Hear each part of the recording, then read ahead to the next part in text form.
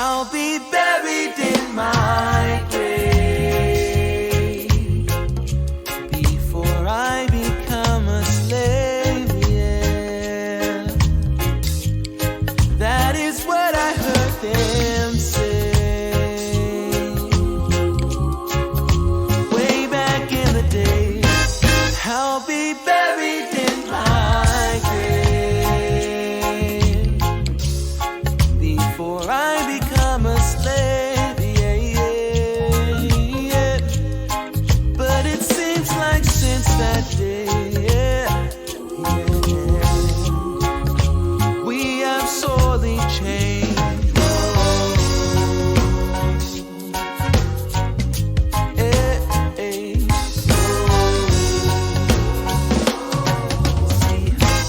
I'll be buried in my grave before I become a slave, yeah, yeah. That is what I heard them say, yeah. Way back in the day. I'll be buried in my grave, yeah, before I become a slave, yeah, yeah, yeah. But it seems like since that day, yeah, we have sorely changed. Whoa. Hey, hey. Whoa, oh, oh, oh, oh, oh, oh. Whoa, oh, oh, oh, oh, oh, And now, live from beautiful Myrtle Beach, South Carolina, you're watching My Fellow Americans with your host, Spike Cohen. Yes! Yes! Thank you so much. Yes, thank you. Thank you. I missed you too. I know it's been 2 weeks. Thank you. Show us how happy you are with your applause. How would we know how happy you are if you didn't keep clapping? Welcome to My Fellow Americans. I am literally Spike Cohen. I'd like to wish you a Shana Tovah and a Gemar Chatimah Tovah. I'm so happy to have you with me tonight. And for those who don't know what that means, that of course means Happy Jewish New Year. Happy 5780. That's how old Jews think the earth is. So happy Jew year to you and yours. I was away for a couple weeks doing some incredibly important things, but now I have returned, and I am so glad to be back. This is a Muddied Waters Media production, as always. Check us out on Facebook, on YouTube, on Instagram, Anchor, Twitter, Periscope, iTunes, Google Play, the Float app. Get the Float app, Flote. Check us out there. We are everywhere on the internet. Anywhere on the internet that isn't terrible, and even some places on the internet that are terrible, be sure to check us out. Muddy Waters Media, check us out everywhere. Like us everywhere. Follow us everywhere. Give us either 5 stars or 10 stars, whatever the maximum number of stars is. Give us that number of stars. If there is a bell that you have to hit the bell. There are apparently some of them have bells that you have to hit. So hit the bell if applicable. Share this video right now. The last thing I want is for your closest loved ones and friends to miss out on a roughly hour-long libertarian podcast on a Wednesday evening. Be sure to give the gift of Spike Cohen today. Kids love it. This program, of course, is brought to you by Anchor FM. I will be plugging that later, roughly halfway through this program at the most inappropriate moment possible. The intro and outro music to this and every episode of My Fellow Americans is from the amazing and talented Mr. Joe Davi. That is Jodavi. Check him out on Facebook, SoundCloud. Go to his Bandcamp, jodavimusic.bandcamp.com. Be sure to check him out. Buy his entire discography. It's like $15. I'd like to thank Nestle for this delicious French-sounding drinking water. I don't know where it's from. I assume it's French. It is from Reverse Osmosis. Thank you for that. Shout out to Tehran Turks' mom and him. As always, guys, my guest tonight is one of my favorite people who is currently putting out videos on social media right now. He is the host of the Other Black Guy Who Likes Guns show. He is insightful. He's hilarious. He is in my opinion, a Grammy-level singer. And if you're not watching them, you're missing out. So, ladies and gentlemen, without any further ado, my fellow Americans, please welcome to the show Mr. Marcus Matthews. Marcus, thank you so much for joining us. Thank you for having me. It's a pleasure to be here. I'm really happy to have you on. You are hilarious, and I've been looking forward to this all week. And guys, be sure to comment with your questions and thoughts, and Marcus and I will tell you if you are right or wrong. Now, Marcus, this is your first time on the show, and the first thing I always ask my guests is to tell me how you would describe your beliefs, I guess your political beliefs, and then I guess tell me a little story, a ditty. Tell me a ditty about how you came to those beliefs. Was it like an aha moment or kind of a gradual evolution? Tell us your political ditty. Well, basically, I believe do no harm, and the do no harm principle, where you don't do any harm to anybody's person or property. Okay. Now, how I came to that has indeed been an evolution, because I grew up with parents that lived that Jim Crow scene, that people seeing black and white with the water hoses and the dogs and all that shit. Right. I've seen all of that through the stories that my parents have told me, and I've always believed in social justice because of that, because I feel like everybody should be treated equally under the law. Right. And so within that, I noticed that there was a lot of inequities in our society, and you could look at it as from a racial point of view, which I don't. I look at it from a power structure point of view, because I'm a pre-Bacon's Rebellion American. Okay. And I understand that this country originally wasn't divided along racial lines. It was divided along economic lines. And we have gone to the extreme in that over the last 35, 40 years, as far as economics goes. So my core beliefs wrapped around the fact that I happen to love firearms and the shooting sports and all that. My core beliefs are just basically live free or die. Why should we have this overbearing government when that was what was never intended in the founding of this country? Right. So that's me in a nutshell. Very good. And so that almost sounds more like, because I depending on different things you said, I thought, well, I'm not sure if he's more of a constitutionalist or a libertarian. There are some things you said that it sounded almost kind of anarchisty. Do you not really label it one way or the other, or do you see yourself as one of those things more than the others? Okay, so I first voted in like 98, I believe it was. Okay. And I was a registered Democrat. And then by the early mid 2000s, I was like, what the hell am I doing as far as my political preference? Right. So I immediately went independent. And from independent, I went libertarian. And from libertarian, I kind of went, I don't want to say anarchist, a pseudo-anarchist. And now I'm like, government is all that is bad ever. Right. And that proves itself through history. And, then that's what this country is doing, is trying to have a monolithic government of one party. And there's no point in history where you could point at and say to me that worked. So that's where I'm I understand the need for government, but I just think it needs to be reinvented right now. Right. Yeah. So we aren't opposed to using the word anarchist on the show. I actually am an anarchist.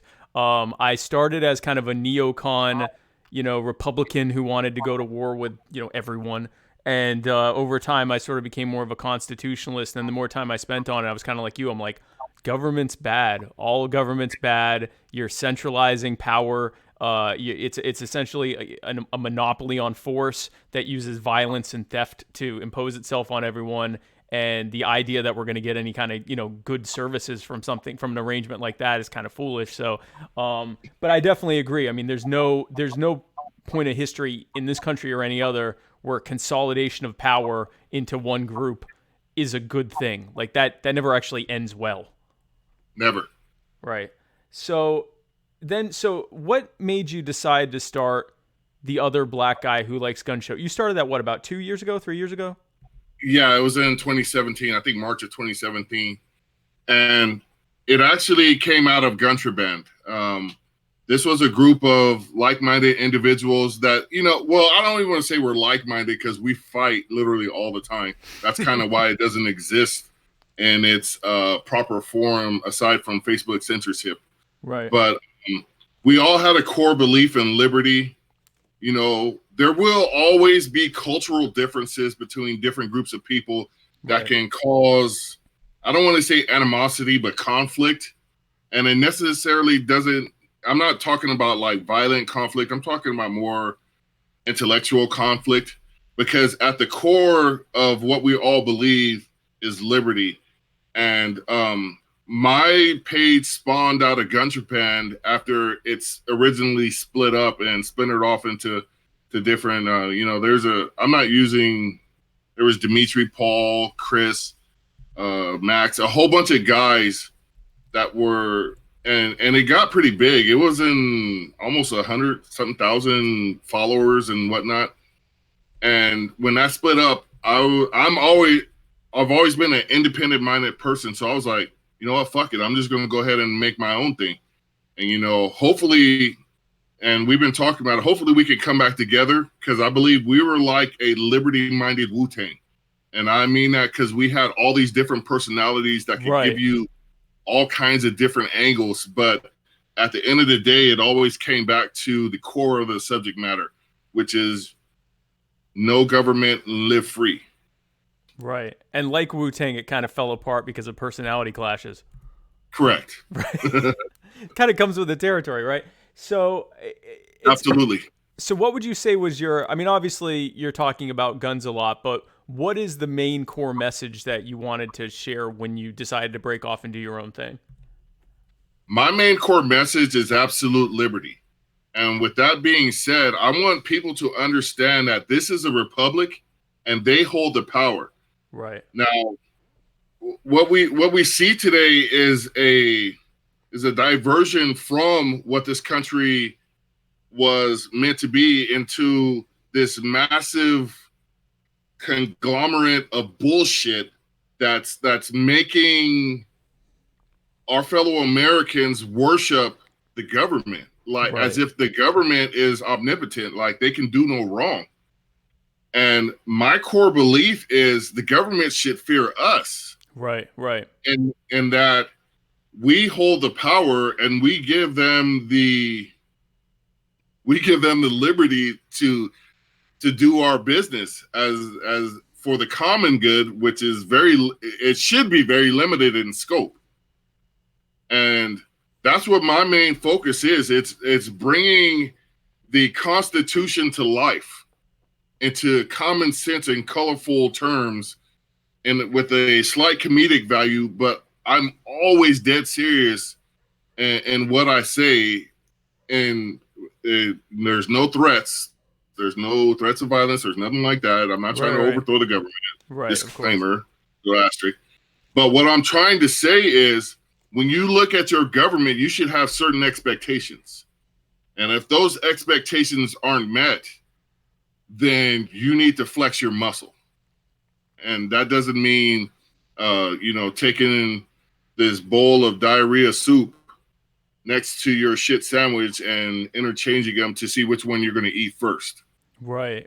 And it's difficult, right? Because, I'm used to people on the left, progressives and liberals that are talking about, the common good, but not meaning the common good as in who we choose to associate with, but the common good is in all 325 million Americans as decided by an overbearing government, or talking about how, we need to be, told what things we can and can't do to, to keep us safe or to, to keep us protected or whatever, or that, no one needs guns like that. But I'm increasingly seeing that coming from conservatives, or I guess rather Republicans as well.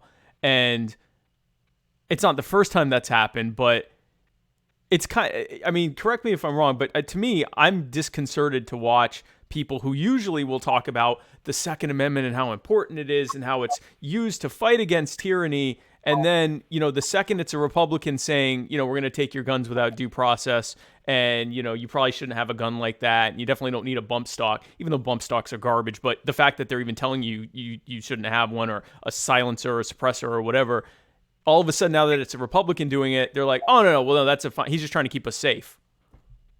Yeah. Well, as you may know, I live behind enemy lines when you talk about tyrannical governments in California. Right. And we just had a couple of anti-Second Amendment ballot measures in 2016 that passed with 63. There was two of them.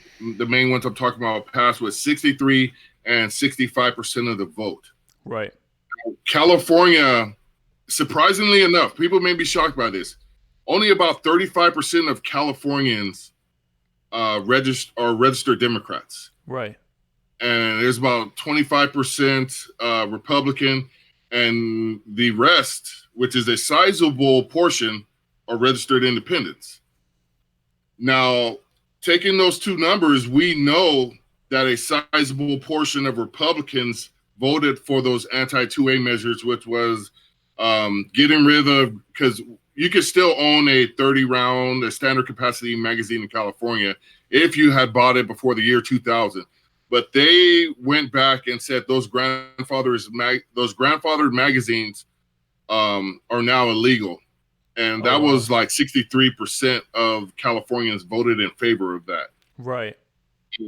And the second one was about the assault, another assault weapons ban, and about 65% of Californians voted for that.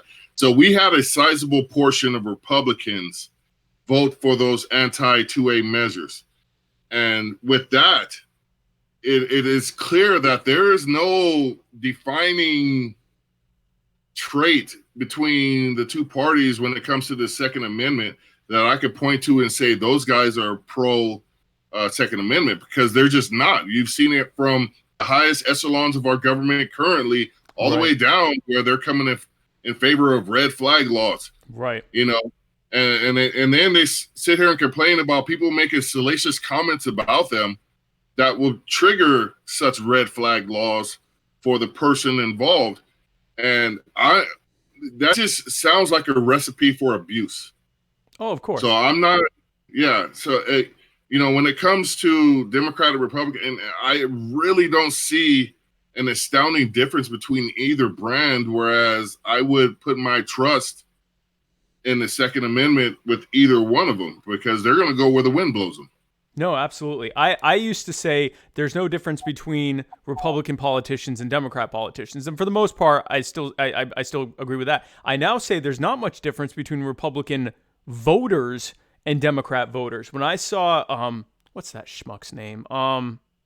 There's a lot of schmucks out there. No, I know. That's why it's not helping. He's the guy Gavin Newsom. He's a schmuck. No. Oh, he's definitely a schmuck. No, Chris Cuomo. When he was. So when he was saying, I'm going to throw you down the stairs because the guy was calling him Frito or whatever. Listen, I mean, it wasn't his best moment, but also, like, if I'm with my family and kids and someone's giving me a hard time, I'm not sure I'm going to threaten to throw him down the stairs, but I actually kind of respected that he did that. All that to say. I absolutely respected that. And whether you did or not, the sheer number of Republicans, including the president, who either suggested or outright said, yeah, he should be red flagged and not allowed to own weapons. And I'm like, how quick are you to give up everything to the state because, like, someone said something mean? Like, for the group of people that's constantly talking about triggered snowflakes, you sure awfully got triggered awful fast by a guy who, showed a little testosterone when he was being challenged in front of his kids.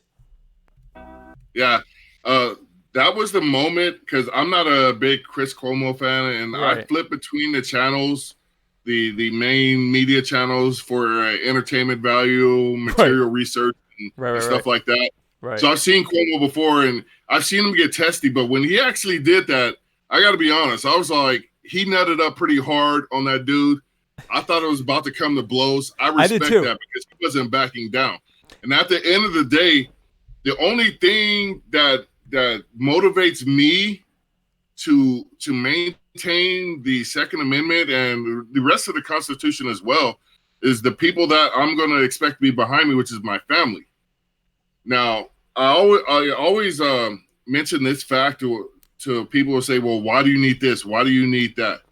You remember Hurricane Katrina? Oh, yeah. Oh, yeah. So the government had a 2-week warning that Hurricane Katrina was coming. Right. And the governmental response to that disaster, I mean, you couldn't rate it more than a D- and probably an F, right? Oh, it was terrible. Yeah. So the city of New Orleans at the time, it had the same population base as the city of Long Beach out here in Southern California, which is it was like 380 some thousand people or whatever. And 85% of those people got out of Dodge. I'm horrible with math, so I don't know how many people are left, but it's still a kind of a shit ton of people. Right. Tens of thousands of people were still there. Yeah. So with a warning and the ability to stage materials and whatnot and to bring in relief as only the United States can, the governmental response to that was piss poor. Now, my area, the 4-county area, Los Angeles, San Bernardino, Riverside, and Orange County, is roughly 15 million people. We're not going to get any type of warning whatsoever when our big earthquake hits us and knocks down more than half the buildings, causes fire, tremendous damage to the infrastructure. People won't be able to get around, move, or anything like that. Right. How's the government going to come and protect my family for an extended period of time, minus martial law, with no warning, when they couldn't even do a half-ass job, less than a half-ass job in New Orleans? With days of forewarning, because I live in a hurricane area. They know days ahead of time. Days. For certain. Days. I mean, they know weeks ahead of time that it might hit you, and they know pretty much at least 3 or 4 days ahead of time that it's absolutely going to at least graze you. Yeah. And the way that they handled that, as this thing came straight at them in slow-mo without ever veering. Like you said, all they could do was, I remember the National Guard came in and just started seizing everyone's guns, which then led to more looting because now they knew no one had any guns. Precisely. And then, I'm looking at it like this. I'm a bit of I wouldn't call myself a prepper. I'm more of a urban prepper, because a real prepper would be able to like get to the woods or be in the woods relatively quickly. And my woods are probably impossible to get to, considering I'd have to go through 50,000 people to get to where I would be out. I'm more of in an urban area. Right. So for me to like sit back and consider, okay, what if the government does do martial law? Nobody on the streets. What's to stop homies from jumping the fences from house to house, out of the view of the law enforcement? And then even with the law enforcement, they're going to be protecting the limited supplies that are going to be locally in every jurisdiction. Oh, of course. That's where their mass is going to be. So them to like deliver our safety, like we're taking your safety from you, I just don't believe in that shit. In the best of conditions, they can't keep you safe. I mean, I'm not an expert in crime in LA, but I know that, there are some crime issues there, and other places, Chicago, New Orleans is another one. There are parts of, Myrtle Beach that are sketchy. Like they can't keep us safe when it's, partly cloudy out. So how are they going to do that when there's, hurricanes and everything else? So no, I agree with you 100%. And of course, obviously the purpose of the right to keep and bear arms is not and private sector people. It's, and you have to be careful how you talk about this, but ultimately it's to keep anyone who would try to harm you in check. And that's another thing about, with conservatives, that it's like, progressives will get that the state is, the biggest abuser of people out there, but then they want the state to grow bigger. Conservatives tend to talk about fighting against tyranny, but then when you give them actual examples, I mean, I saw some conservatives that were out here the last couple of weeks defending a cop who broke into someone else's apartment and shot him while he ate ice cream. And they're like, yeah, but she had a long day. I'm like, you would never. If this had been, and I'll say it, if this had been a black guy going into a white cop's house and go, oh, I'm in the wrong house. Oh, I think this is my house. I'm going to shoot this white woman. They would have never been okay with that. But make it a cop and an immigrant, And now suddenly it's now suddenly they're defending literally a cop busting into someone's house and killing them. How could you pledge how could you pledge allegiance to this country and at the same time allow the government to kill a citizen in cold blood and be okay with that? How could you be okay with your government killing a fellow citizen? Yeah. That by all accounts, there was not one deviation from this man's character that he had any kind of ill. No. In our society, that he did anything wrong. Now, originally they tried to say he had weed or something. Yeah. And like, okay, I was like, here we go. Yep. But I was, and they brought down the verdict and the sentencing in the last 24 hours. Yeah. First of all, I was shocked as hell that they got him on murder. I thought for sure it would be manslaughter, involuntary manslaughter, or negligent homicide. Yep. But for her to get 10 years, mind you, my understanding, but I've read differently, but my current understanding is on murder, there is no possibility of parole.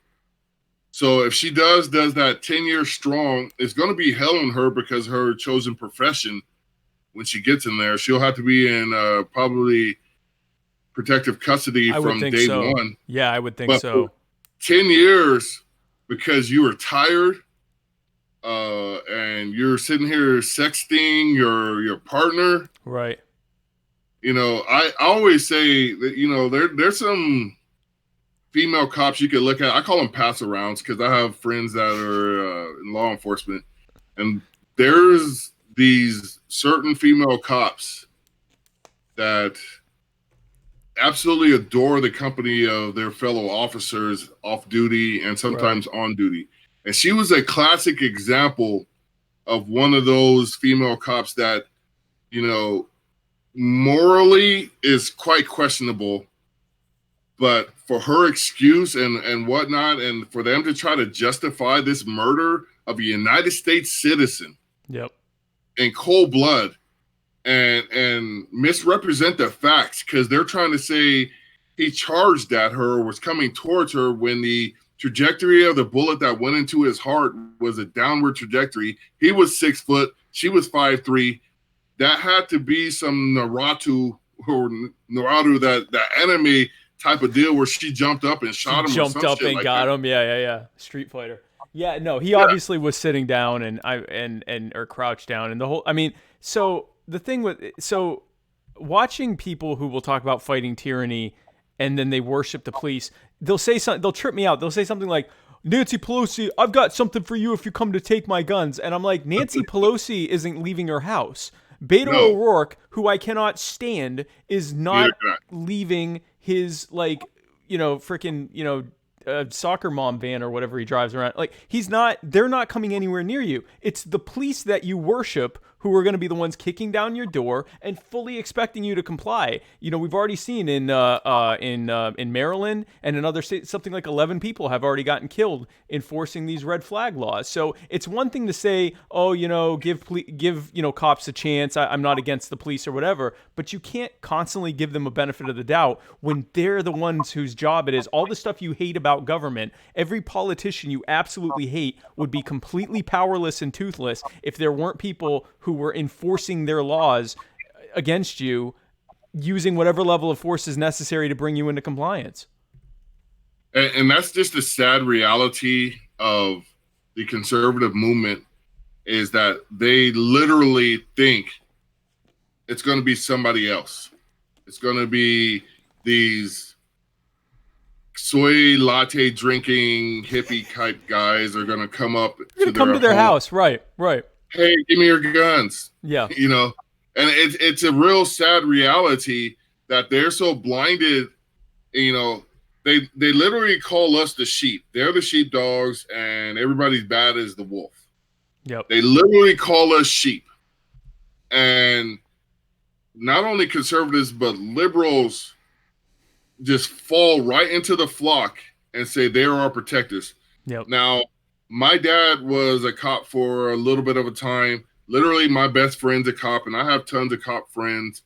my coaching circles and whatnot. There's one constant when people say cops protect you.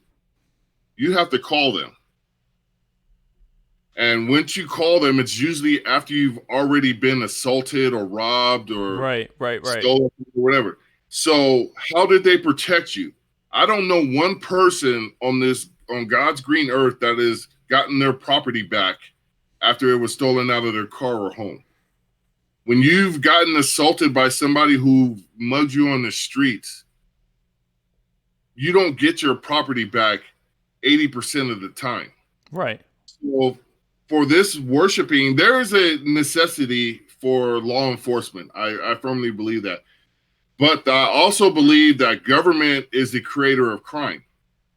You know, a classic example is that of the drug war. If you emptied the prison, all the prisons of everybody who's in there for drug crimes, it would somewhere between 60 and 75% of the entire prison population in this country. Yep. And if it was a simple possession, what harm has come to anybody that you could prove to justify the sentencing of somebody who willfully wishes to ingest whatever their chosen inoculate is, so to speak. Right. Whatever they want to toast off to. What's that? As long as you don't cross that line, once you cross that line, it's a different set of circumstances. But if you're peacefully injecting or ingesting whatever drug you choose, why is it any of mine or your concern? Right. Exactly. And the thing is, especially in the future when, weed's going to be legal very soon, and we'll probably end up seeing, like they're doing in Europe, where they're decriminalizing most or all drugs. And that'll be great. But at the same time, you'll have to talk to people who had most or, large parts of their lives stolen from them, put in cages because they were engaging in commerce that was, forget the fact that you have the CIA bringing the drugs in and the U.S. military protecting poppy fields in Afghanistan. Putting all that aside, you have people that engaged in voluntary commerce who had their lives destroyed, and it's probably going to end up being legal in the future anyway. So the whole thing is absolutely ridiculous. But, conservatives to me seem like they're constantly, progressives are constantly progressing forward how much more they want the government to have. But conservatives seem to, at the same time, constantly moving their goalposts too. It's like conservatives will draw a line in the sand and say, don't you dare cross this line. Progressives will immediately cross that line, and then conservatives will step out ahead of them and cross a new line and go, don't you dare cross this line. And it's like, whatever conservatives were fighting against 15, 20 years ago, they're now fighting to preserve for future generations. Social Security, Medicare, even a lot of them now, are talking about how, we need to have stricter, immigration restrictions so that we can preserve the welfare system for future generations. I'm like, I thought y'all were against all this. Like, when did you become in favor of gun control and welfare and the government having control of all these different things and the Federal Reserve and everything else? It's like they're constantly progressing too. Yeah, well, it's the I think it partially that is the 9/11 effect, where the government portrayed itself as your only buffer between these guys that ride magic carpets and just basic safety, your basic safety. Because now we throw around the term hero as a deity, and you automatically get hero status by signing your name on a paper to throw away your particular constitutional rights and liberties to serve the government, and no matter what capacity, whether it be law enforcement or military or whatever otherwise. Right. Now we automatically consider them heroes. Like I remember after the El Paso shooting, everybody's like, we need to praise the heroes that showed up and captured a guy who actually stopped shooting already, called 911 and surrendered. We need to praise them for their response. And I was like, first of all, the first response has to come from you, because ultimately you are in charge of your safety. These people want you to pat them on the back, but they don't want to be held responsible for anything.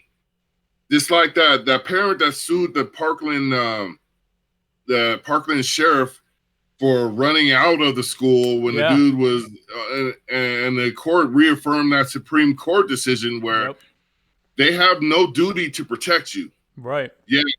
They want to disarm you. They want you to follow these guidelines and rules. But if somebody else decides to stray outside of these civil norms, so to speak, you're on your own until we get there. And then from that point forward, we have no further responsibility to you or your family. But you know what? You don't need to own that particular type of firearm that I'm carrying to protect you if I show up in time. That's, I mean... Yeah, no, exactly. And we are our own first responders. It's one thing to say, man, these firefighters that, ran into the burning buildings on 9/11 or any other disaster. Absolutely. Are they heroes? Absolutely. It's another thing to say any person who is a part of law enforcement, the military, firefighters, if you work in the government, you're all heroes. All of you are heroes. Yeah. Well, automatically. Just an automatic hero. I had a friend who was in the military, who had served in the military during Iraq, and they were like, people would say, "Oh, thank you for your service. You're such a hero." And he'd say, "I mostly taught dance lessons. We weren't really doing much there, and so I would teach Latin dance lessons." And they would still be like, "Yeah, but you were teaching it to our heroes." I'm like, he was a dance instructor. And there's nothing wrong with being a dance instructor, but that's not exactly hero status necessarily. I'm going to go through some of these comments because we have a lot of them. Sweet. So a lot of questions about Maj Touré, so we'll get to that in a minute. Someone said when the president, Hampy Yont said when the president is a Republican, everybody's a raging liberal. Nick Perez said shouts out from the Bay Area. Hyphy movement. What's that? I said the hyphy movement, Bay Area, yay area. Okay. The homies up north. My bad. Just let's keep flowing. So, Yitz Ryder was talking about the sentencing, said 10 years was not nearly enough, especially when there are those doing life for nonviolent offenses. Exactly. Chris Reynolds, personal injury attorney Chris Reynolds, attorney at law, says Beto O'Rourke will jump on your dining room table. But then he jumps on your table, but then he crouches down so that he looks, he's at your level. Which, why did you get on the table? Michael Ritz says red flag laws also put the officers' lives, whom these people worship, in danger. That's true. Completely. Yitz Ryder says there may be a need for law enforcement, but there's no reason we can't privatize it. Yes. Let's see. And then a bunch of yeses. Chris Reynolds says most Trump Republicans aren't conservatives by definition. They're authoritarian, moderate, and sometimes liberals. Yeah, except the term conservative, they keep moving the goalposts. Like a conservative 100 years ago would be called an anarchist now. So I'm not. Anyway, Michael Ritz says, I fixed trucks at Fort Bragg for 4 years. I'm a veteran hero. Thank you for your heroic veteran service of fixing trucks, Michael. Marcus, where are we go? Okay. So as I had mentioned before, you aren't just an insightful political pundit. You're also a very talented singer. Let's hear some of. Let's hear some of that right now. On the boats and on the planes, they come into America, never looking back again. They come into America. I want to fly like an eagle till I'm free. Oh Lord, through the revolution. He never made her think twice. Do almost anything that you want me to do. Yeah, but I can't go for that. No, it's my life. Don't you forget to sing through the night like a lark who is learning to play. It's gonna take some time to do the things we never had.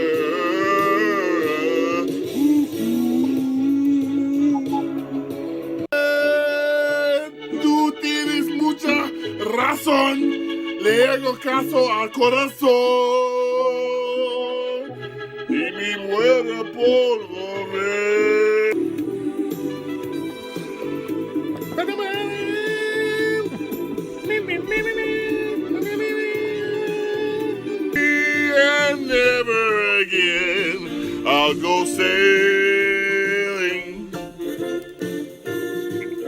no more sailing.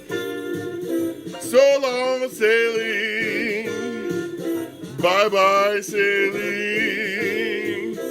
Move on now, Captain. Marcus, how cheated do you feel? How cheated do you feel by the recording industry that you aren't a platinum selling artist? You know what's interesting? It's because in my 20s, I was in a hip hop band, and I bullshit you not, we came about that close to getting signed by Delicious Vinyl. Oh, wow. And I actually have performed for crowds of over 5,000 people. I've opened for Wu-Tang, The Roots. There's a few other guys. I'm not here kissing anybody's ass or shot calling or whatever. But like, it's always been a passion of mine to entertain the people. And for me not being recognized for my talents, it's ridiculous. It's almost blasphemy. Yeah. That this God-given talent yeah. has not been fully recognized. And I'm glad you brought this up. Yeah.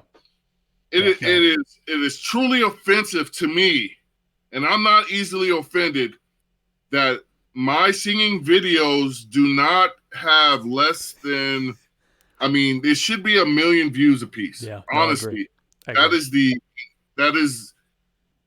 I mean, it's scientific fact that my talent is the primary reason the earth turns.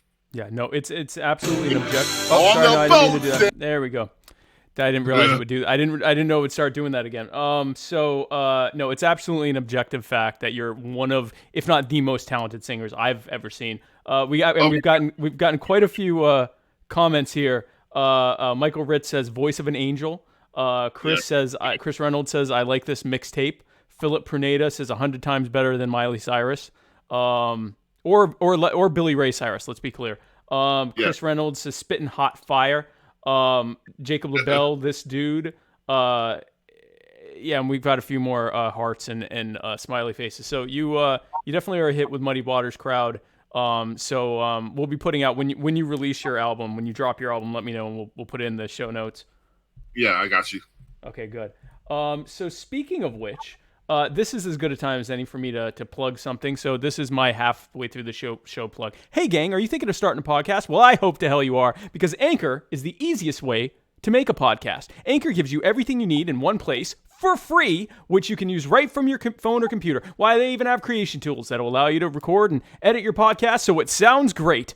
They'll distribute your podcast for you so it can be heard everywhere. Spotify, Apple Podcasts, Google Podcasts, and many more. And you can easily make money from your podcast with no minimum listenership. Now, I know what you're thinking, friend. No minimum listenership? Great day in the morning. Well, you're damn right, and you'll have a great day in the morning, too. If you go to anchor.fm or download the Anchor app today and get started podcasting, do not wait, or wait until this show's over. Do not leave the show to start. Start doing that immediately after the show's over, not a second before. So, Marcus, on one of your recent videos, you said, and I quote, "Where California goes, the nation goes." And that scared the hell out of me, mostly because I immediately recognized it to be true. Tell us what you meant when you said that. Well, if you look at a lot of these laws that you have on the books around the nation, like seatbelt laws, right, bike helmet laws, vaccination laws, the fact that California represents a very sizable student population. So whatever California puts it in its curriculum, a vast number of states have to buy that same book because the publisher is going to print so many copies and whatnot. Right. So when you look at what we do here in California, the cell phone laws, a lot of the gun laws, those tend to spread. And they tend to spread rather quickly. Right. So when people laugh at California, I've been on gun forums and whatnot for a long time. When they look at our laws and they laugh at us, I was like, hey, man, how about you join the fight? And then they're like, screw California, blah, blah, blah. And then fail to realize these California lawmakers are usually going through these stepping stones, through state politics to going into federal politics, Right. and they're bringing those ideas with them to the federal level. There will be a day where these jackass Democrats hold both houses and the presidency.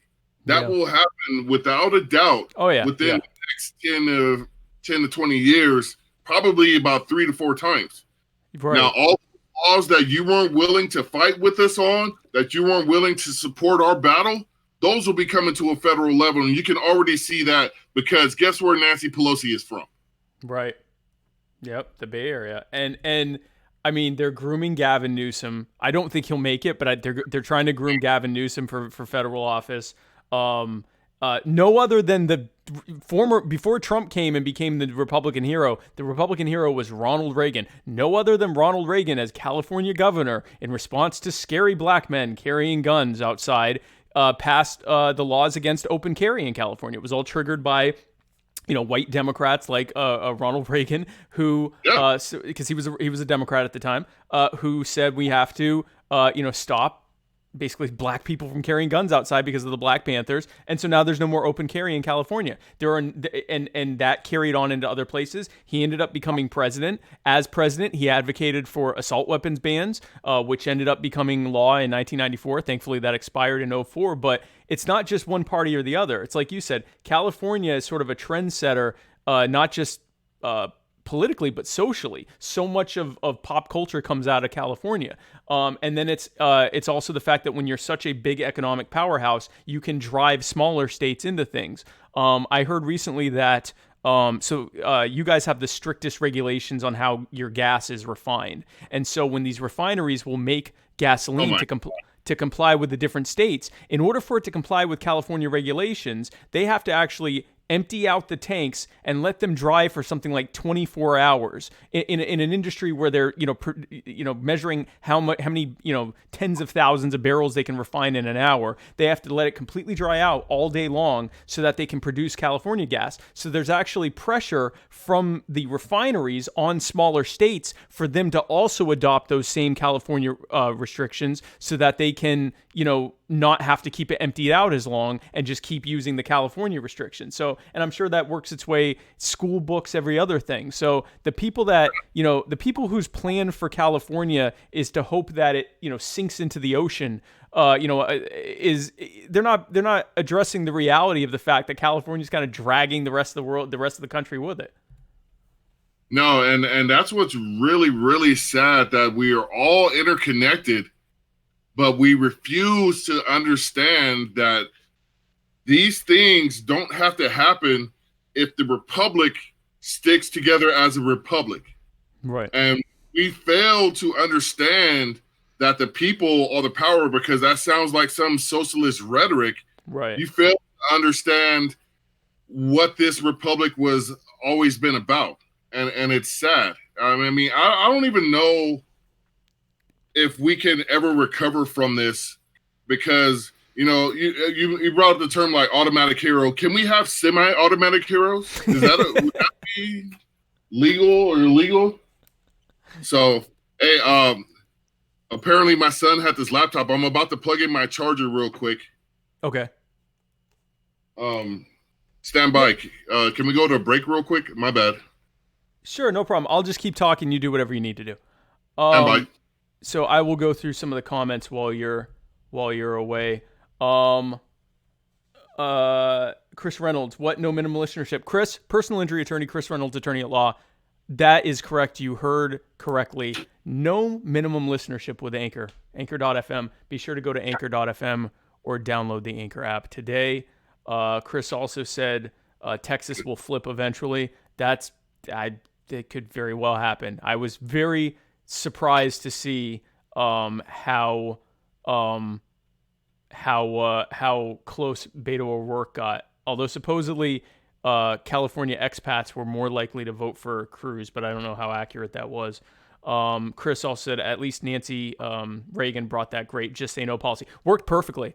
I actually, one of my favorite shirts to wear when I was high was my Dare shirt, my "just say no" shirt. Still have them.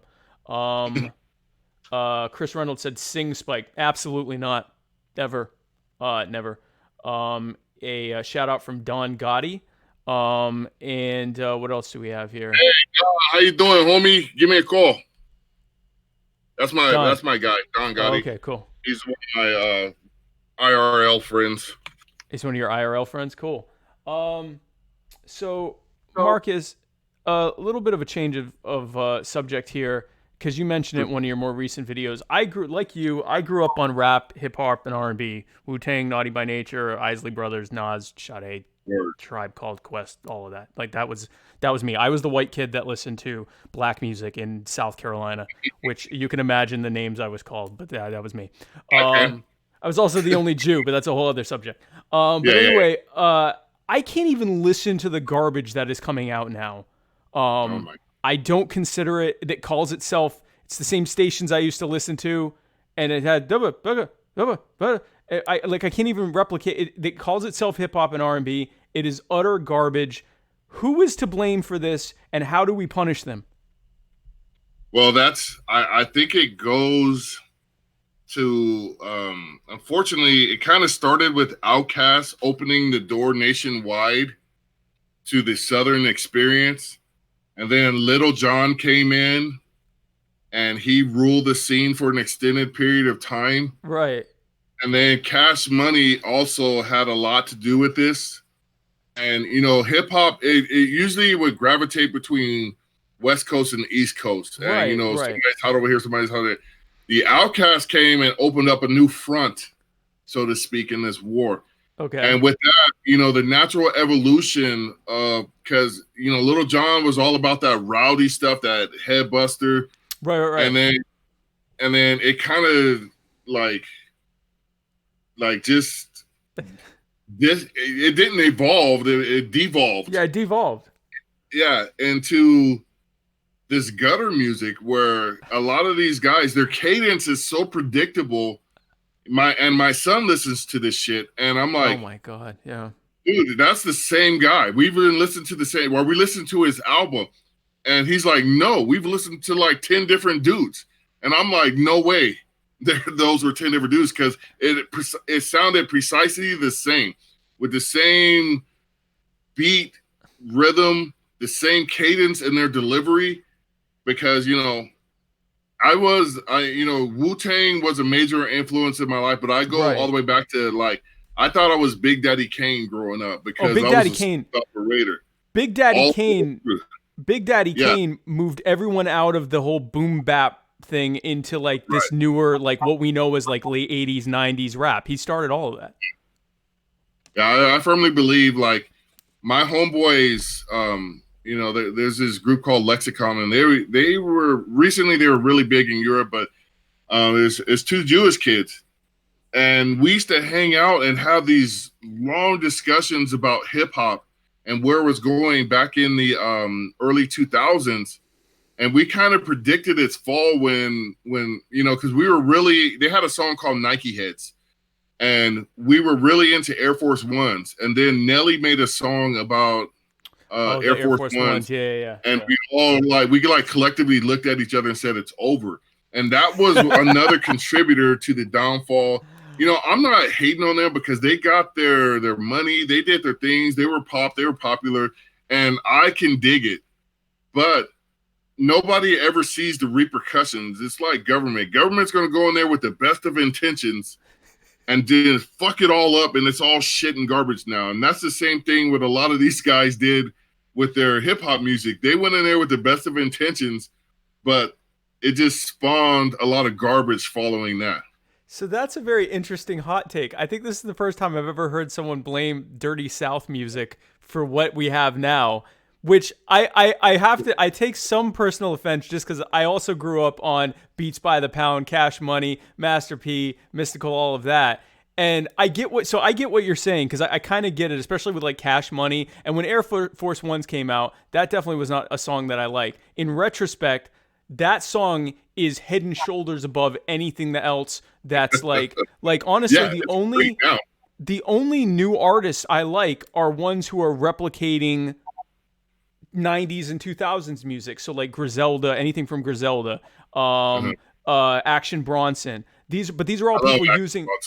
these are all people using that. Say, leave it to a Jew to try to bring it back to something nice. But these are all people trying to replicate that almost, I guess, that Big Daddy Kane cadence of music and getting out of that, like the and then they're like dressing like, I mean, if you want to dress in a dress or whatever, fine. But then you're like calling yourself a thug, but you're wearing a dress and you've got a gun, but you're sucking on a pacifier. Like, I don't. It's very androgynous, and that was like, I was a young kid in the 80s, and that was the kind of the style, anywhere from hair metal to R&B. It was very androgynous, and you just kind of like wondered about everybody, and we're like, you know what, screw it. I think that's why Generation X had the first open attitude towards gay people, is because we grew up looking at all these images like, okay, is that a dude or a chick? You know what? I don't even have time for this. I'm playing Super Mario Brothers on my Nintendo. And I'm talking about the old school Nintendo, like the NES. Yeah, the NES. Sega Genesis and all that, Nintendo 64, stuff like that. Yeah. So, and I'm not dissing the South per se, you know, because my family roots are in Alabama. Right. But, you know, the music's, and this is not, because I believe the Outcasts are an epic, world-class, Hall of Fame type of music group. I love Outkast. Right. But you know what? You cannot copy an original. You're going to spawn off. And what Americans generally like is they like what appeals to the lowest common denominator in general, so to speak. Right. On just about everything from politics, music, culture. They want to go to that lowest common denominator, and for a lot of hip hop, that's because I honestly believe, and I'm gonna catch shit for this. I honestly believe hip hop has been detrimental to the Black community in a lot of ways. Okay. Because this pervasive attitude towards violence, unnecessary violence. Because I'm a firm believer in violence. But, you know, when it's violence because somebody looked at you the wrong way or stepped on your shoe or said something, that's unnecessary violence that just simply doesn't need to happen. And when you had all those guys, because I remember that one song, I'm a head buster, and I was like, dang, dude, I know what happens after the club when guys have ingested that song 2-3 times combined with some cognac. Yep. And it is tense because, like, I was talking to my daughter yesterday. I was like, when I was in school, you know, we would fight, we go head up, and typically that was the end of it. But like as I got into my 20s, fools would fight and they would go head up in the club, and then you would have to like low crawl through the parking lot to get out because it was just like a war zone. People would just start letting off. Right. And now it's letting off in the club. I mean, it's like skip the fisticuffs. Let's just go to just start shooting each other. Yeah. And that's what a lot of hip hop glorifies, and I think it's unfortunate in that sense. And you know, keep in mind, I grew up listening to NWA, right? And I could recite just about every single song word for word. Just play me the beat, and I'll do the whole damn song, right? And if you really listen to NWA's first album, it's anti-violence and anti-drugs, because they're telling you if you do X, Y, and Z, you're going to end up like this particular guy or that particular guy. You know, that's like the theme song. That's the theme to Dope Man. And if you listen to Dope Man from the front to the end, it's telling you, do that. Go work at the post office. Right. Exactly.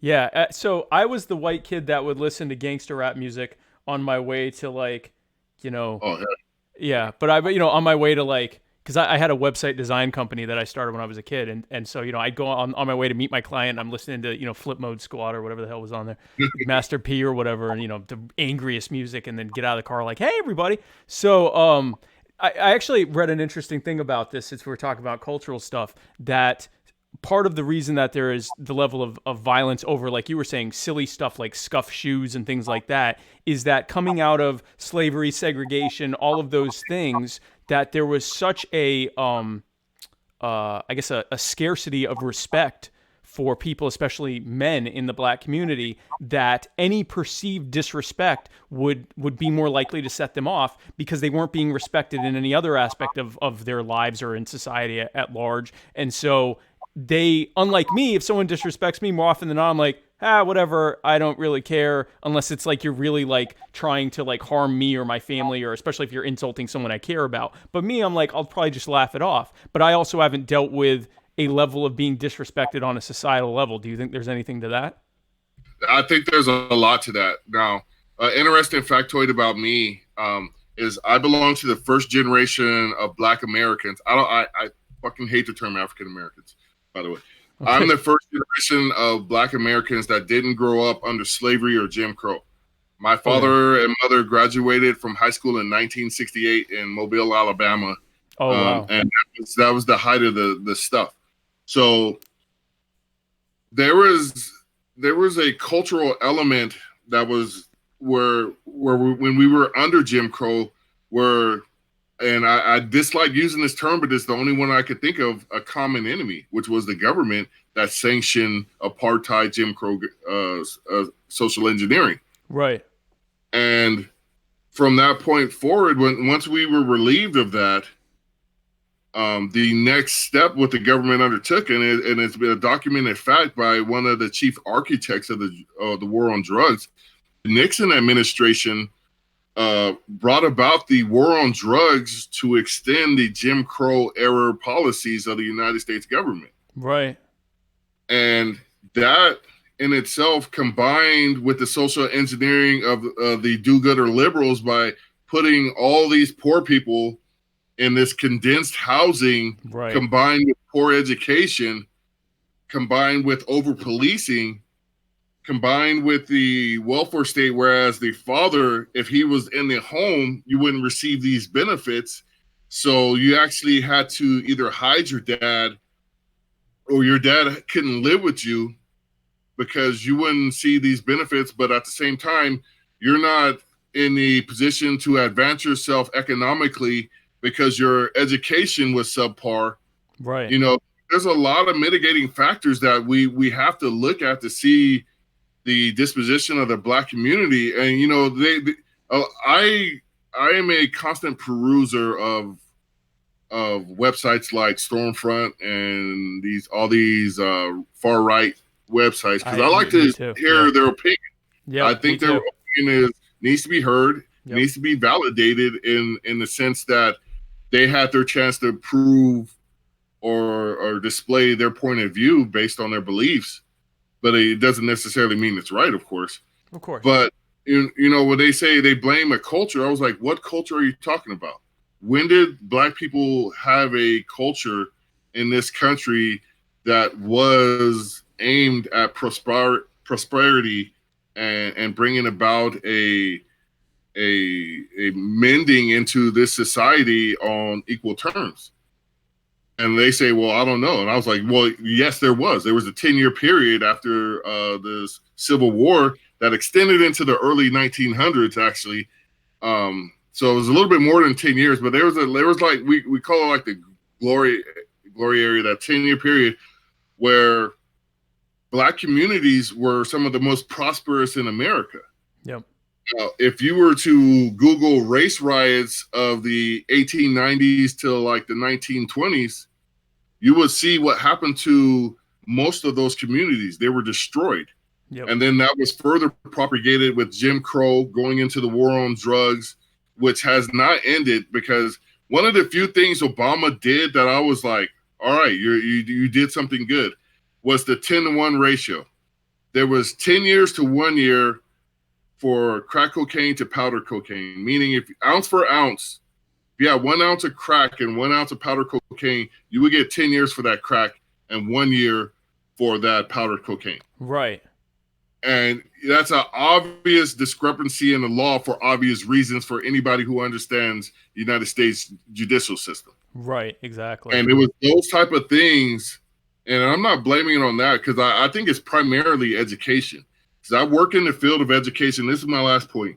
I work in the field of education, and every year we have to do an audit of our schools by the county, because of a lawsuit that happened many years ago, whereas the county goes into your schools and makes sure every student has a safe and clean classroom environment and school environment. They have all the materials prescribed by the curriculum in the state of California, and they have everything they need for the educational process. That lawsuit was spurned on the fact that it was, I don't know if it was Los Angeles Unified, but some parents from the Southern California area sued their school district because their schools were run down while the schools in the wealthier, more affluent neighborhoods were kept and all the materials were present. Right.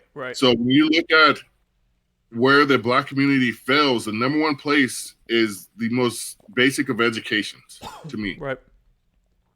Yep. No, absolutely. And I mean, when you see this pervasive idea that, although I've noticed it gets fought back against more and more, but I remember growing up, at least, when you would have a Black person that would move down from the north and they would talk more like me than like the other Southern Black people there, and they would all say, why are you talking white? And I will say I've noticed in the last few years there's been real pushback against the idea that there's such a thing as, talking Black or talking white. But when I was growing up, that was like the thing. If you didn't talk a certain way, and so you had Black people from up north who talked more like this than I did, who were intentionally trying to talk Black so that they wouldn't be given such a hard time in school. So it's crazy stuff. But anyway, I want to go ahead. That literally is what happened to me when I went to college in Alabama.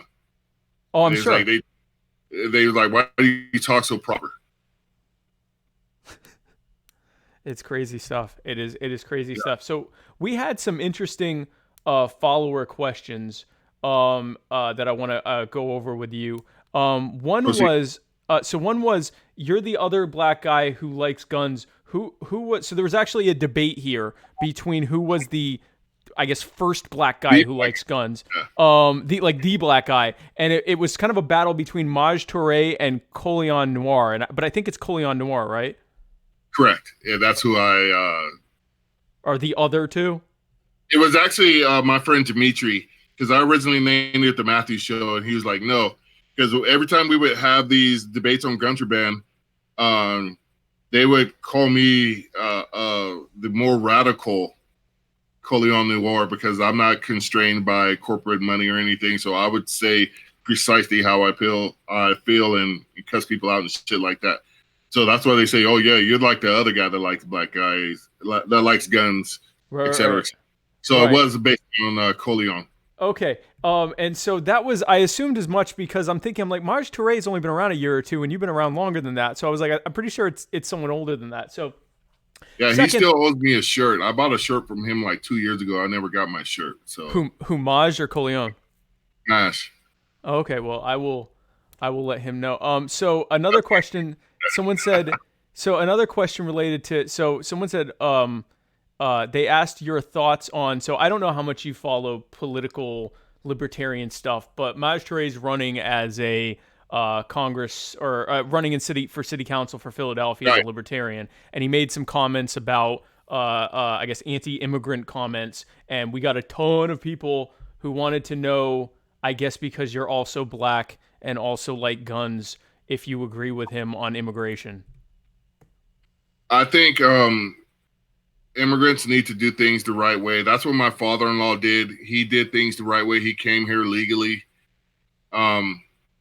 This is a very sore subject in the Black community, and by no means do I represent all of the Black community. Right. But traditionally, in those Black neighborhoods, the people who would work at the low-paying entry-level jobs were Black, and now you're seeing more Latino and Hispanic people coming into those jobs, and Black people being boxed out. And that's the reason why a lot of Black people have a problem with immigration, because at the end of the day, the first people who I don't want to say lose their jobs, but the first people economically impacted are the people on the lower rungs of the economic ladder. Right. And so unfortunately that's been the traditional realm of the Black society in this country. So I understand where they're coming from, but I do not believe the rhetoric that produces hate at the end of the day is the right one to put your message forward, because like it or not, because it's already happening in California leading the way. Latinos make up the majority. And if you look at birth rates among blacks and whites, ours are actually decreasing while Asians and Latinos are expanding at a tremendous rate. So these people, especially with social media and everything lasts forever, nothing ever goes away. So it's better to meet at the table and discuss how can we mutually find a beneficial relationship versus rhetoric that may come back to haunt you when you're instead of playing, it's basically playing checkers. Right. When life is right. stress. Yeah. Well, and especially when not only are they coming at most immigration right now is either Latino or Asian, and they are, like you said, having more children, especially. So one group that gets left out a lot is Indian Americans, who not only are coming at large rates and having large households, they are already the largest. They already have the highest per person income of any demographic. They're actually neck and neck with white Jews. They're and I mean you're in California, so you would know as well as anyone else. They're coming here en masse. There's 1 billion of them in their home country. They're having lots of children here, and they're having lots and lots of money too, because they're starting businesses and everything else. Keep doing, extrapolate that out a generation or two, you're going to have a very, very large minority of people who also are incredibly wealthy. So, be careful how you're talking about these people. Because, I mean, right now there's only 1 million or two of them, but what happens when there's 20 million of them and they have half the country's wealth? Yeah, well, it's expected within my lifetime, and I'm close to halfway done, that this country will be a majority brown country. Right. And I think that's where a lot of the fear in these right-wing, these Charlottesville Jews will not replace us, all these guys, I think that's the fear. Oh, yeah. That these minorities and people may treat them like they treated them. Exactly. Yes. And, I think that's the core belief of their fear. But I don't see that going forward in the kids, because my kids are mixed. And, they've gotten everything from are you Asian to white. Right. And they're Blaxican. And what the little known fact is, Los Angeles was founded by Blaxicans. It was like General Pico was he was half black, half Mexican general that helped found it. He's one of the main dudes that founded this city out here. Oh, okay. We need to understand that at the end of the day, we all want the same thing.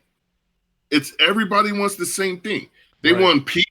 They want to be able to raise their family and have a nice long life and die with their grandkids and great grandkids around them, knowing that they will prosper going forward. Everybody wants that. So why can't that be the common goal instead of, because they want to talk about the disappearing of certain cultures, Western culture, Euro culture, or whatever culture, American, whatever culture you want to call it. Right. But this enterprise of the United States has never been done before. No. This is a grand experiment in democracy, because you can look at most countries, they're all homogenous. But this country has never had an exclusive monolithic culture that we could say needs to be preserved, because, I'm in here in Southern California, and like, if it's a nice night of partying and drinking, I'm like, let's go get some tacos. Right. I don't know if you guys do that in South Carolina after a nice night of drinking and whatever, what's your go-to, but that's a cultural thing. Yeah. So for them to portray their culture as under siege, number one is patently false, because culture is passed down through family. Yeah. It's not a thing where, my neighbor next door on either side, we all practice the same culture, because it just doesn't happen. No, if your culture is declining, it's because no one wants to have kids with you, and you should probably examine what's causing that. And this is not new. So when the large groups of Germans and Scandinavians were coming to the U.S. in the early 1800s, and back then they were not considered white. Only people of English, Anglo, English, Northern French, and Northern German ancestry were considered white. Everyone else was European.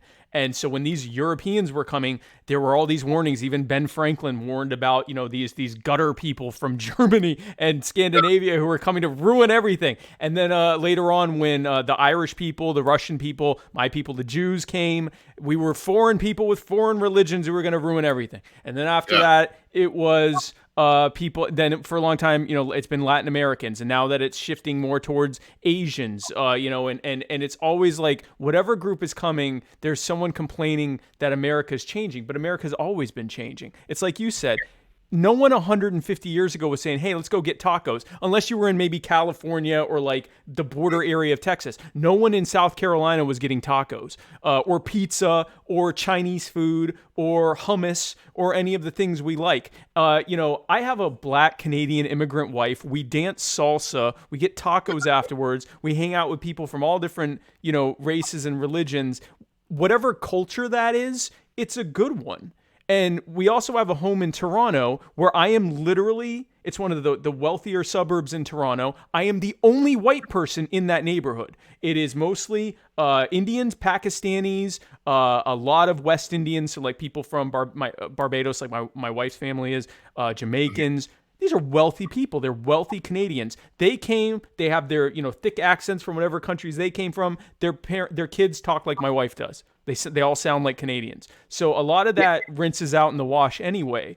But the people who are scared, the ones that I find who are the most scared, it's like you said, the ones who are the most scared of being replaced are the ones who treat other people the most shitty, because they're scared that when someone else becomes the majority, they're going to be treated the way that they've been treating everyone else, which to me says stop treating people that way. No, this is a cycle that has to end. And I might add to that us Black Americans were the only ones that were truly invited to come to this country. Everybody else just came unannounced. We were wanted and invited. So we came here, under an invitation. Everybody else was an intruder, going back to the inception of this country. Right. I mean, that's an awful interesting way to talk about the transatlantic slave trade, to say you were invited. I guess that's a way of wording it. No, that is my sarcastic nature, but yeah. Right. I enjoy. I don't truly know what my culture is, because in Alabama, we get up in the morning and it's fish and grits, and I come here in California for breakfast, it's chorizo and eggs, Right. That's a cultural thing. And the only thing that's stopping, like I said, the only thing that's stopping your culture from progressing and moving forward is you. Yep. So your mindless complaints and tiki torch parades, I found it so comical. Yep. That these people who still control the judicial system, and ultimately that's what government comes down to, because that's the way they mainly oppress people, is through the judicial system. That's correct. Yep. When you control that, what are you truly afraid of, or what are you truly worried about? Are you scared Black cops are going to, like my best friend, he was somewhat militant in college. He went to Cal Berkeley, and he ended up going to the Marines, and he's actually an officer in the Marines now, and he's a cop. And he says he deals with a lot of racism, and he's a sergeant and everything, from a lot of people he works with, but he doesn't view that as something where I need to go out there and extract my personal racist views on other people. He was like, you know what? The only way we're going to move past this is by moving past it. Right. I don't believe in affirmative action. I don't believe in special rules for anybody. And that's the thing in California. I just did that show about where California goes the nation goes, because they're teaching kindergartners about gay history and transgenderism. And I'm like, my kids had enough trouble learning their side words and making sure in California, you're expected to read out of kindergarten now. Right. Versus when I was in school, as first and second grade, you're expected to learn how to read. Right. So there's very high expectations, and not all these kids. There's this parable about education, whereas the lesson is to climb this big tall tree. You have a monkey, a giraffe, an elephant, a leopard, a goat, and let's say an eagle. Right. And all of these animals are supposed to climb that tree. That's what our educational system is. Right. Now, some of them are well equipped to climb that tree, but others are well equipped to do stuff on the ground better than the ones that can climb the tree. Right, exactly. So that's where, we look at culture, society, and everybody's trying to fit you and plug you into a box. And I'm like, be yourself, propagate your culture as you see fit. When there's an Irish parade, go to your Irish parade. Right. That's how you extend your culture.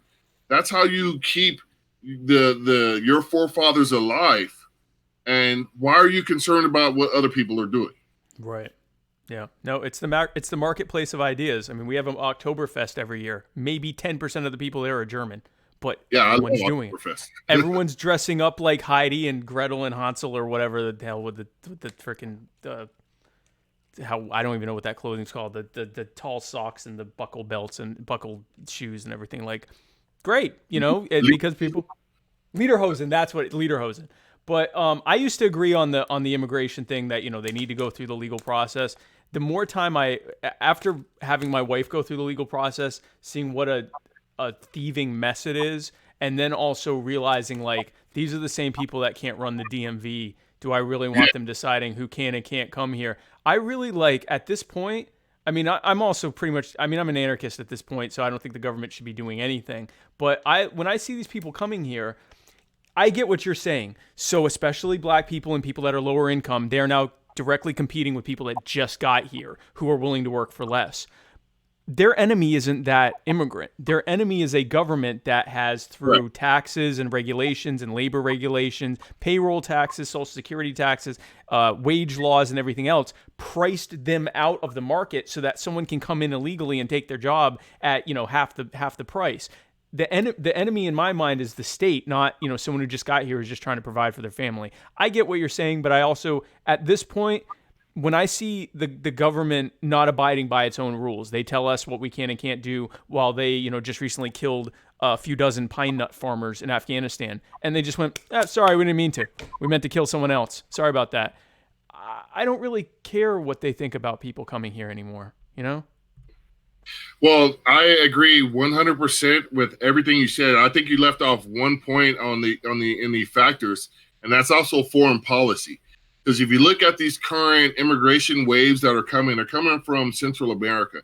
Oh yeah. And I was talking about this today, and people were saying, yeah, it was the 80s during the Sandinistas and all that stuff. I was like, no, it's more like the 1830s when the Monroe Doctrine came into place, and you had the term banana republic. That's where I came from, because Dole and all these other fruit companies were down there just making sure their marketplace was sound and secure so they could import their products. So they use the money and influence that they peddle to in Washington, D.C. to get these foreign policies in place that has left that region a literal clusterfuck for what?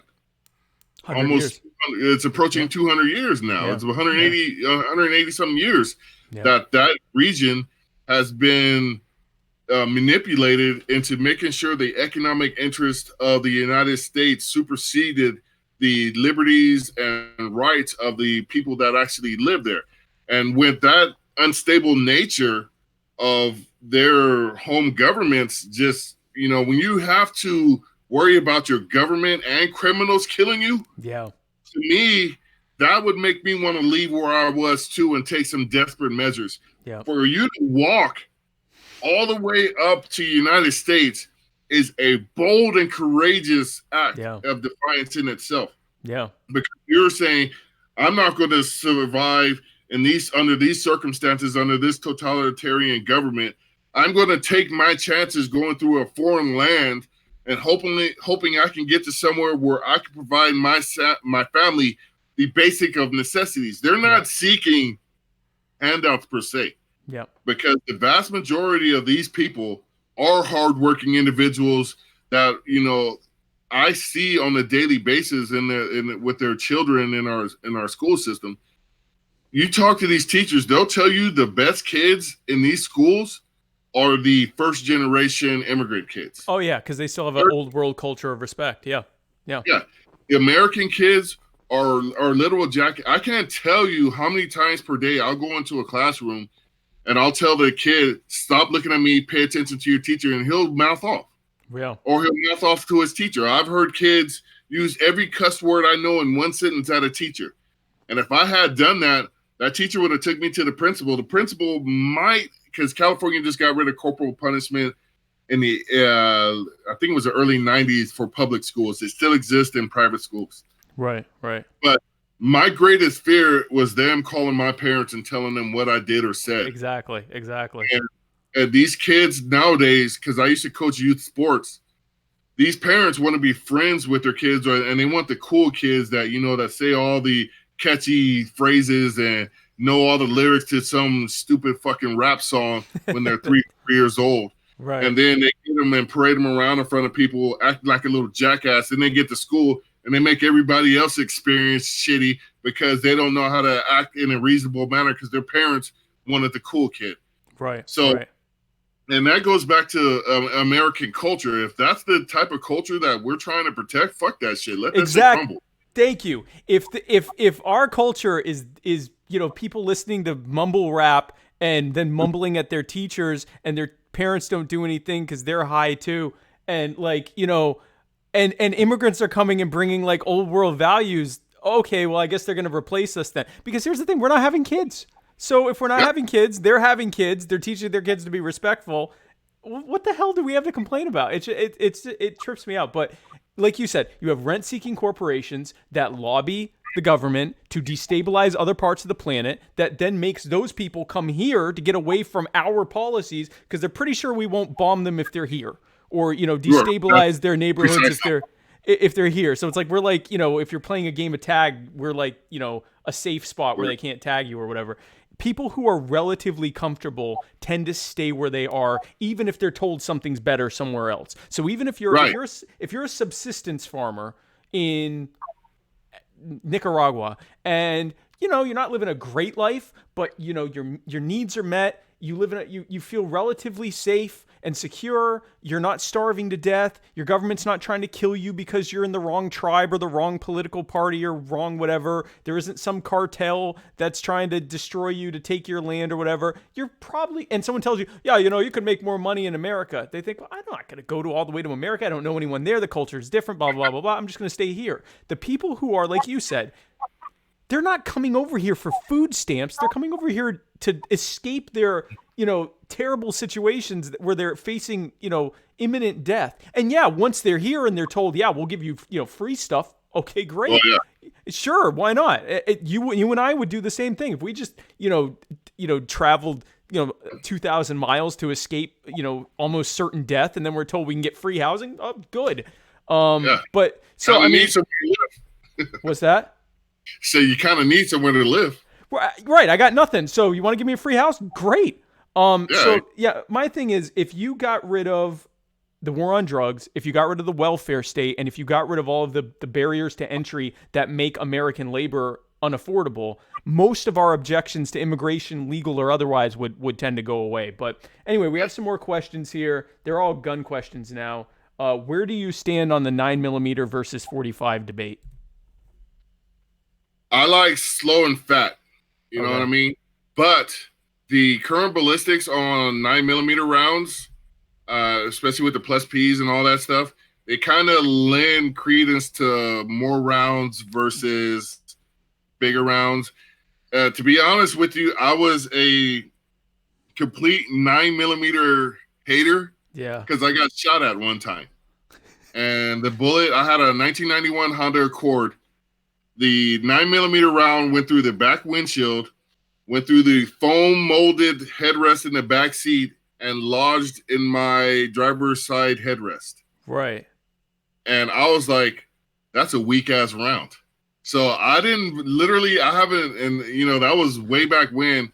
I bought a 9mm pistol last year. That was my first. My first was a 40 caliber, and then I went to a 45. So now I have a 9mm because the ballistics have improved to the point, because I believe in maximum number of rounds as well as shot placement, because you just never know the nature of the threat. So I'm like 60-40 9mm right now. Okay. All right. Fair enough. I was taught to hate 9mm growing up. My dad's like, that's a garbage round. It's for kids. It's what we, it's what you're going to learn to shoot with growing up, but then you're going to get a real adult round. Before I lost all my weapons in a tragic day at sea, I had it was a terrible bottom of the sea, Marianas Trench. I'll never get them. It's terrible. I had a Desert Eagle 357 Magnum, and because I'm like, maximum penetration. And then now they're telling me the ballistics of 9mm are comparable. And I'm like, well, that sucks, because 9mm is cheap as hell. All that wrist damage for no reason. Yeah, exactly. Although a Desert Eagle is so heavy, there's almost no recoil. But yes, if it were a 9mm, I could probably fire it with my pinky. So someone asked, which side are you on in the AK versus AR versus SKS debate? AK-47 100%. Okay. My first rifle, semi-automatic rifle, was an SKS, because I believe in the 7.62 by 39 round completely. I also believe the SKS is more accurate than the AK-47, but the round limitation, because California has some very specific laws on SKSs. That was the only one they were able to get stick through challenges in court, because they specifically said the SKS. So the ones that we can own here only hold 10 rounds, but with the stripper clips and whatnot and the effective range of it, I think the SKS is a better rifle as far as accuracy and range.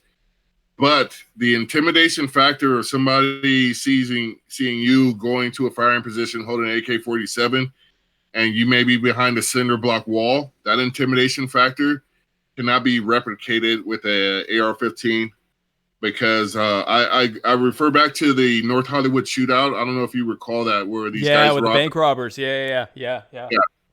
Well, they had both a FAL and a couple of AK-47s, but there was a group of police officers that were behind a cinder block wall, and they were firing at one of the guys, and he saw that when they were firing, he turned and fired upon them, and his rounds were going through that cinder block wall like it wasn't shit, and they were catching shrapnel wounds and took them out of the fight.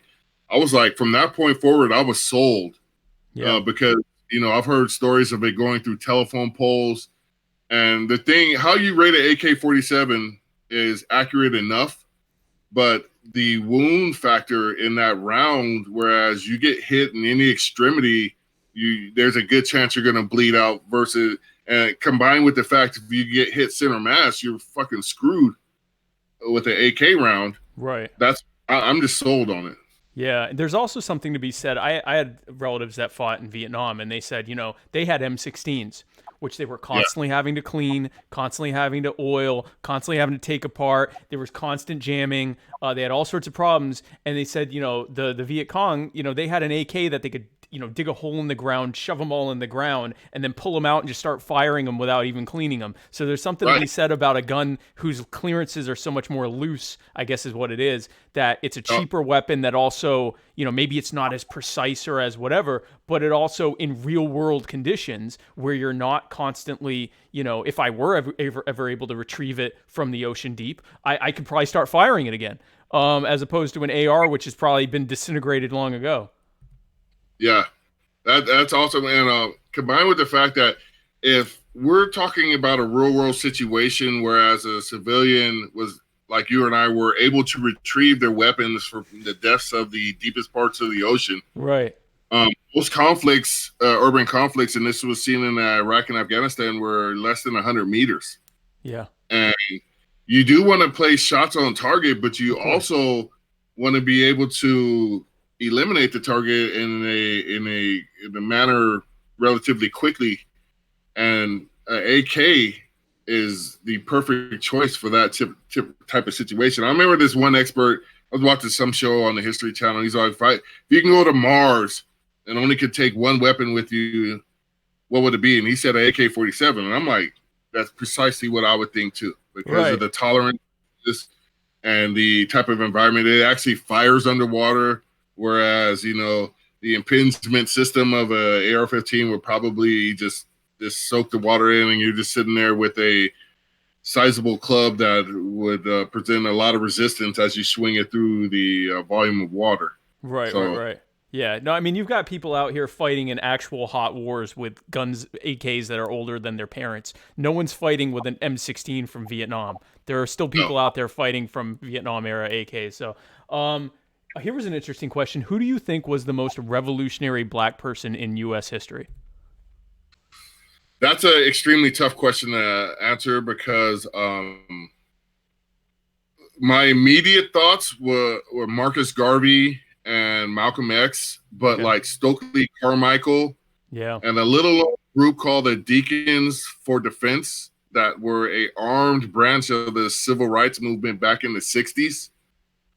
You know, those are the type of people that I look to as motivation, because as with my Jewish brethren, I firmly believe never again. Yeah. And, you know, if you look at gun control and you know, I agree with Maz on a lot of points, specifically that all gun control is racist. You know, Ronald Reagan did in fact start the anti-Second Amendment culture with the Mumford Act that he signed. And that was because the Black Panthers went into the Capitol building armed to the teeth during a to session. protest. Police violence. And then to that point, what, you know, you look at all these people who are saying, like, why is everybody now just protesting police violence? Why is Kaepernick now taking a knee and all these Black Lives Matters and all this stuff? This is not a new phenomenon. And that's the problem with Americans in history. History is a linear pathway that we travel. And every once in a while, we have to look back at what happened, because you know that old saying, those that don't know history are bound to repeat the mistakes. Yeah. Right. But, you know, if you look back at why all of these people do what they do and do what they did, a lot of those factors still exist today. So Kwame Ture, Stokely Carmichael, Marcus Garvey, Malcolm X. You know, as far as, you know, Martin Luther King, I just recently went to his museum in Atlanta last year, and he was a very diminutive man. He was very short. Well, I'm 6'5", but a lot of people are short to me. But I was upset because at some point you got to say, fuck it, let's fight. You know, and if you got to go out, you got to go out, but you got to stand up for yourself. And that's what I didn't like. You know, first of all, Gandhi was a fucking horrible racist son of a bitch. Yes. And for him to like model himself after somebody, Gandhi thought a lot less of him than he thought of Gandhi. And to the, you know, I'm all about, you know, let's do this in a peaceful manner, because that is my heart and soul. But I also believe that there's a point where if your life is directly threatened, you need to be the most violent motherfucker alive if you want to live. And so that's why I gravitate more to those guys that are willing to, like, let's go, versus to turn the other cheek. Fuck that. Get shot in the other cheek. What are you going to do? Well, and that's, if only as a deterrent, right? Like, even if it's not, I'm going to kill all of you, it's, I will kill you if you do this to me, so don't do it to me. Let's find a peaceful way to do it. The first person that I thought of whenever I'm asked about, like, you know, the greats in you know, the black revolutionaries, and I'm like, well, in my mind, the first, like, effective black revolutionary is Nat Turner, and no one likes to hear that. No one likes to hear that, or very few people like to hear that. But he was the first black guy that white people in power were actually scared of. Up until then, it was a combination of, you know, hatred, fear, but in like in sort of a abstract sense, like, well, we can't let these people free because they're a bunch of savages, but not actual fear of them. They didn't fear them at all. I'm going to go off on a bit of a tangent. My wife and I went to a rice museum in Georgetown, and they were talking about the history of, it was basically a slavery museum because it was rice and lavender and stuff that they grew there. And they talked about the fact that at the time, black people, slaves, outnumbered the white people, the free people, something like 8-1. And they showed the guns that they'd give the slaves so that they could kill crows to keep away from the crops. And if they killed the crow, they'd be able to keep the crow. And that many of the overseers were unarmed. The white overseers were unarmed, and they would give. They'd give guns to the slaves who outnumbered the white people. So at one point, black people who owned guns outnumbered white people, period, 2-1 in Georgetown. And they had the guns. And their thought, being enslaved, dying at half the age that the white people did because they were being forced to touch, it wasn't lavender, it was what they used to make blue dye. Maybe it was lavender, but they would actually get poisoned from it. So they die in their 20s while the white people were living in their 50s at the time. And the only thing that these black people were thinking, because they were so conditioned to it, was, oh, wow, he gave me a gun. I might be able to kill a crow with it. So they weren't scared of black people, is I guess my only point.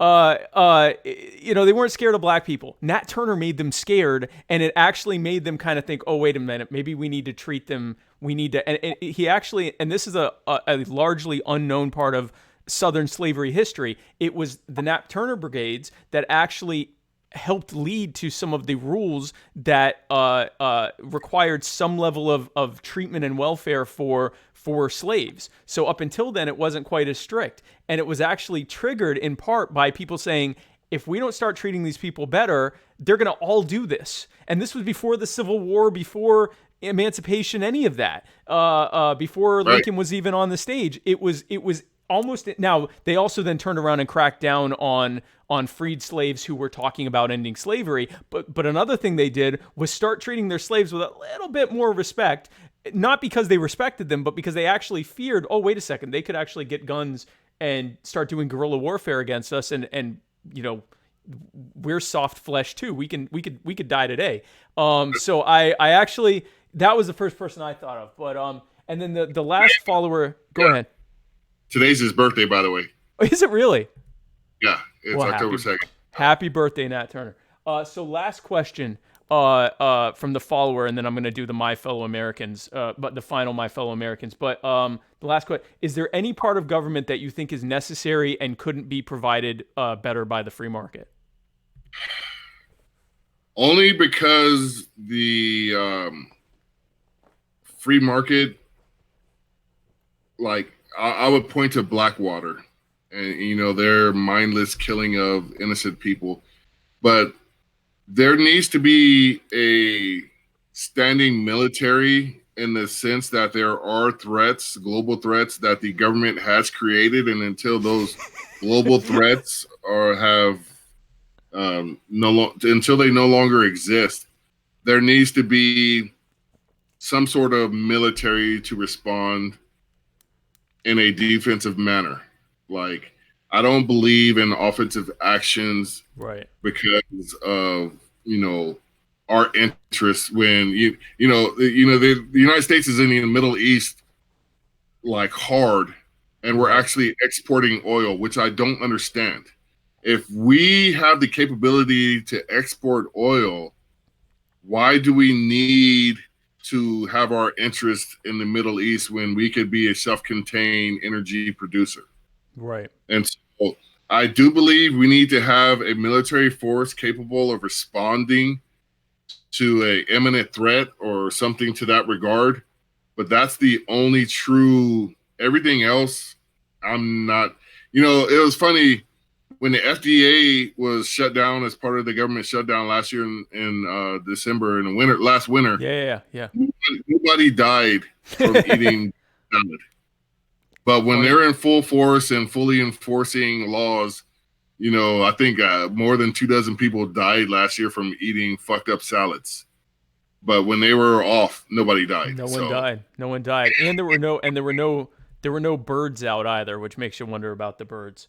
Precise. Yeah, but yeah. So it's one thing again, like you said, it's one thing to say, we need a standing military just to protect us from, defensively against threats. I don't think we necessarily need to protect the Saudi kingdom or Israel, No. which is Israel has a per capita income comparable to like France and Italy and Germany and the UK. Like they're like a European level of prosperity. And I'm a Jew, so I mean, I have nothing against Israeli or the Israelis or the I mean, I have distant relatives in Israel. There's no need for Americans to be dying and fighting and killing to protect a wealthy country that themselves have a very impressive military considering their sides. There's no reason for that. Completely. Yeah, and why every day we're sitting at, what is it, $4 billion a day? It's like, would you feed your neighbor's kids before you fed your own? Yeah, we have all these needs and all these problems here, because I'm completely against foreign aid. Yeah, all of it. Yeah. It's like a natural disaster, some sort of emergency, because all that does is it creates puppets. And if you have to borrow money to give it to somebody else, who does that in real life? Right. Only exactly. government. That makes zero sense. Yeah, foreign aid, I think it was Ron Paul that said foreign aid is the government robbing poor people in the U.S. to give to rich, wealthy people in foreign countries. Because it's not like it's going directly to poor people. It's going to their governments who then become corrupted by it. So the whole thing's a mess. But so you have been an amazing guest. Before I let you go, because this could go on for literally hours, I've had an absolute blast having you on. I hope you'll come on again. Before I let you go, I have a segment called Final My Fellow Americans where I give a guest 30 seconds, which is nowhere near enough time, and I ask them a question, and they have to do it in 30. I actually, you can go past 30 seconds, but I do time it. So for your question, I'm going to give you 30 seconds, and you will tell me your top 5 rappers or rap groups, and I will also accept R&B singers or R&B groups. Either way, your top 5 rappers or rap groups, and then I'll tell you if you're correct or not. So let me know when you're ready to get started. Oh, I'm ready. Okay, good. All right. So final My Fellow Americans, 30 seconds on the clock. Good luck starting now. Top 5 rappers and rap groups. A Tribe Called Quest. Wu-Tang Clan. NWA. Del the Funky Homo Sapien. Oh, wow. I would have to go with Ice Cube as a solo artist. I'll give you a bonus one, because that was 5, but I'll give you a bonus one. What's that? Myself. If you look up Marcus Matthews on, what's that, Spotify or SoundCloud? I'm on SoundCloud. I posted all my shit from the 90s. Okay, so bonus of yourself. Okay, so yourself, what'd you say, Tribe? Del the Funky Homo Sapien. I haven't heard that name in a while. NWA, Ice Cube as a solo artist, and Wu-Tang. Wu-Tang. Yeah. I'm okay with that list. That's awesome. Yeah, I'm okay with that. I mean, I could probably, I tend to put Wu-Tang at the number 1 of everything. But I'm good with that list. Good job.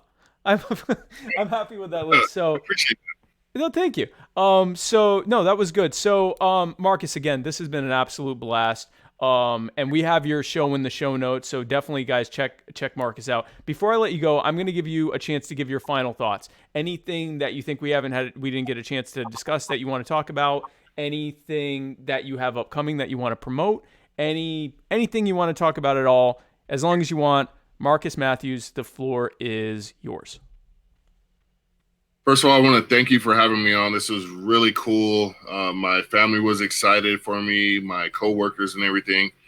The only thing I would like to really add to this great conversation that we had is, for my fellow Americans, don't be satisfied with your government. Your government should be working at the complete behest of you. Yeah, I heard somebody say one time, the only people who don't have a lobbyist in Washington, D.C. or any of your state capitals is the American people. Every enterprise, every industry, every thing you could think of that it is ran by a corporation has a lobbyist that has your congressman, your senator, your president's ear at their beck and call based on the monetary givings of that entity, except for you. If you're not going to hold your government accountable for them misspending your money or them killing your fellow citizen, we're all in the same line. Now, some of us have different positions in that line, but we're all in the same line. Eventually, they're going to come around and pull your number. So when you see a guy like Botham Jean get killed in his home while the government sits here and makes excuses, and you were like, well, yeah, the government's right, you can expect one day that you or somebody you love could be subject to the same treatment. Right. And your complicit, your complicit actions for that government to get away with that, it will touch you one day. And that's all I really want to say is, like, hold your government accountable. You can't vote for the same people over and over again and expect different results. Everybody's heard that shit before. The lesser of two evils, all that bullshit. Vote for somebody new, especially if you're in California. California is a foregone conclusion that no matter on the national scale who you vote for, it's going blue.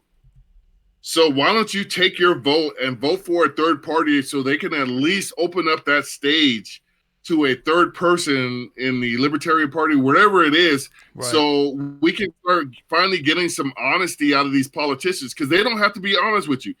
All they have to do is say the other guy on the other side is wrong, and that's all they do.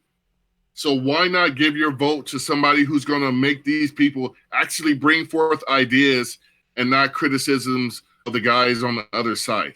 So, and live free or die. Live free or die. Absolutely. Marcus, thank you again. Stick around. I'm going to talk with you during the outro. Guys, thank you again for tuning in to My Fellow Americans. I hope you had as much of a blast tonight as I did. Absolutely great guest. Be sure to tune in next week, next Tuesday, for the Muddied Waters of Freedom, where Matt Wright and I will be parsing through the week's events like the sweet autumn cherubs that we are. I'm gonna have to work on what we are. But and then tune in next Wednesday right here for My Fellow Americans. I will be interviewing, my guest will be John Phillips, who is running. He is Kim Ruff's running mate, running for the nomination for president and vice president under the Libertarian Party. And guys, have a great week. Thanks again for tuning in, and God bless you.